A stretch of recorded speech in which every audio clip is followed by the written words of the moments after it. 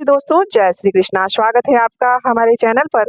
दोस्तों आज हम बात करेंगे सोमवती अमावस्या के विषय में कि सोमवती अमावस्या को क्या करना चाहिए और क्या नहीं करना चाहिए तथा कौन सी ऐसी वस्तुएं हैं जिनसे हमें फेरी देनी चाहिए और कौन सी ऐसी वस्तुएं हैं जो हमें ब्राह्मण या किसी अन्य जरूरतमंद को दान जरूर करनी चाहिए।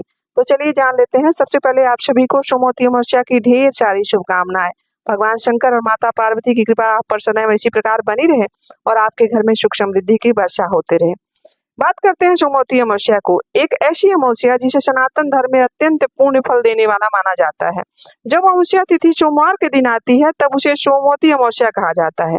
सोमवार भगवान शंकर को अति प्रिय है, इसलिए जब भी सोमवार के दिन अमावस्या पड़ती है तो इसका पुण्य फल और भी अधिक बढ़ जाता है।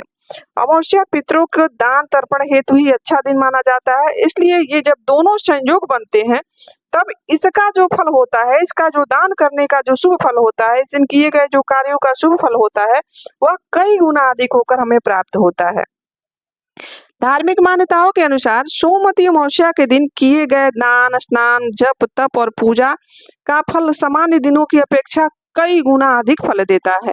इस दिन विशेष रूप से भगवान शंकर, माता पार्वती, भगवान विष्णु की पूजा की जाती है। साथ ही अपने पितरों के निमित्त तर्पण दान करने का भी विशेष महत्व बताया गया है।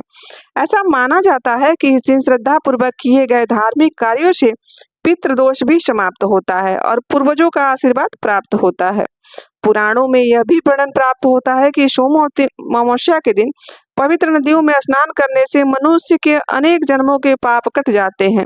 जो लोग गंगा, यमुना, नर्मदा या किसी भी तीर्थ स्थल पर स्नान करने जाते हैं या फिर गंगा जल मिलाकर घर पर ही स्नान कर लेते हैं, उनके लिए और ये जो स्नान होता है ना, यह कई गुना अधिक फल देकर प्राप्त होता है। स्नान के बाद इस दिन के नियम बता दें हैं। सबसे पहले आपको आप इस दिन स्नान सुबह उठिए, आप नित्य क्रिया से निवृत्त होइए, स्नान करिए। स्नान करने के बाद साफ स्वच्छ वस्त्र धारण करके भगवान शंकर और भगवान विष्णु का ध्यान करिए। इस दिन पीपल के वृक्ष की पूजा करने का विशेष महत्व माना जाता है। शास्त्रों में कहा गया है कि पीपल में भगवान विष्णु, ब्रह्मा और भगवान शंकर का निवास होता है, इसलिए सोमवती अमावस्या पर पीपल की पूजा करने से त्रिदेवों की कृपा प्राप्त होती है। पूजा के समय सबसे पहले पीपल के वृक्ष को जल अर्पित करें, फिर रोली, अक्षत, पुष्प और दीपक अर्पित करें। इसके बाद कच्चे सूत, धागे या मौली को हाथ में लेकर पीपल के तने को चारों तरफ लपेटते हुए 11 या 21 बार परिक्रमा करिए और जो बाकी सूत बंधे उसी पेड़ में आप उसे लपेट कर छोड़ दीजिए, क्योंकि बहुत लोग ऐसा करते हैं कि लपेटने के बाद जो अधिक बचता है उसको तोड़कर लेकर घरे चले आते हैं। अब बहुत लोग के मन में यह प्रश्न रहता है कि सोमवती अमावस्या पर पीपल की फेरी किस वस्तुओं से लगानी चाहिए। तो देखिए, शास्त्र के अनुसार कच्चे सूत, धागे या मौली से पीपल की परिक्रमा करना सबसे शुद्ध माना जाता है। अब परिक्रमा करते समय आप ओम नमो विष्णुवे नमः का जाप भी कर सकते हैं, या फिर ओम नमो भगवते वासुदेवाय का भी जाप कर सकते हैं, या फिर ओम नमः शिवाय का भी जाप कर सकते हैं। कुछ स्थानों पर यह परिक्रमा करने की परंपरा कुछ अलग प्रकार की है, जबकि कुछ लोग 11, 21 या 51 परिक्रमा भी करते हैं। मुख्य बात यह है कि संख्या नहीं, श्रद्धा मायने रखती है। सोमवती अमावस्या का व्रत विशेष रूप से सुहागिन महिलाएं अपने अखंड सौभाग्य और घर में सुख समृद्धि की प्राप्ति के लिए करती हैं। मान्यता है कि इस दिन व्रत रखने और पीपल की पूजा करने से सौभाग्य अखंड होता है, पति की आयु लंबी होती है और विवाहित महिलाएं अपने परिवार और सुख समृद्धि और संतान के उज्जवल भविष्य की कामना से भी यह व्रत करती हैं। वहीं जो अविवाहित कन्याएं होती हैं वह उत्तम जीवन साथी की प्राप्ति के लिए इस दिन पूजा और व्रत करती हैं। इस दिन पितरों का स्मरण अवश्य करना चाहिए। अमावस्या तिथि पितरों को समर्पित मानी जाती है, इसलिए इस दिन जल में काले तिल मिलाकर तर्पण करने से पितरों की आत्मा को शांति प्राप्त होती है। ऐसा माना जाता है कि जब पूर्वज प्रसन्न होते हैं तो परिवार में सुख और शांति समृद्धि का वास होता है तथा जीवन की जो अनेक बाधाएं हैं, जो छोटे छोटे क्लेश हैं घर में, वह स्वतः ही समाप्त होने लगते हैं। इस दिन दान का भी अपना एक विशेष महत्व है। देखिए, दान कोई जरूरी नहीं है कि किसी ब्राह्मण को ही करें।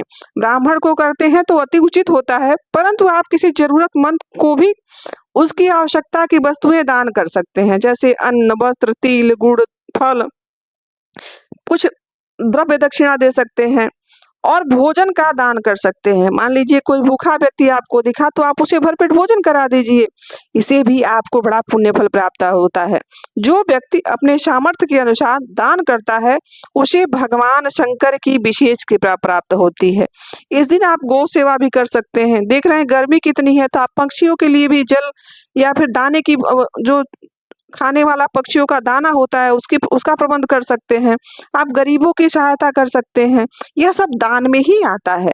सोमवती अमावस्या के दिन कुछ बातें ऐसी हैं जिनका विशेष ध्यान रखना चाहिए।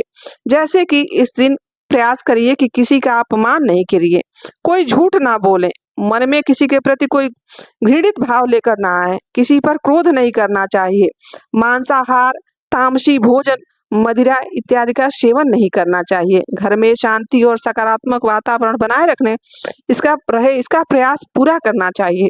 जितना अधिक समय हो सके भगवान का स्मरण कीजिए, भगवान के नाम का स्मरण कीजिए, भजन करिए, पूजा में ध्यान लगाइए, उतना ही आपको अधिक पुण्य फल मिलेगा। धार्मिक मान्यता यह भी है कि सोमवती अमावस्या पर श्रद्धा और नियम पूर्वक पूजा करने वाले व्यक्ति के जीवन में आने वाले जो अनेकों कष्ट हैं, जो छोटी छोटी परेशानियां हैं, जो घर में कलेश होता है, पति पत्नी में विवाद रहता है, वह सब भगवान शंकर और माता पार्वती की कृपा से सब कटित हो जाएगा और परिवार में सुख समृद्धि बनी रहेगी, पितरों का आशीर्वाद प्राप्त होगा और मनुष्य के जीवन में आध्यात्मिक उन्नति की तरफ मनुष्य अग्रसर होने लगेगा।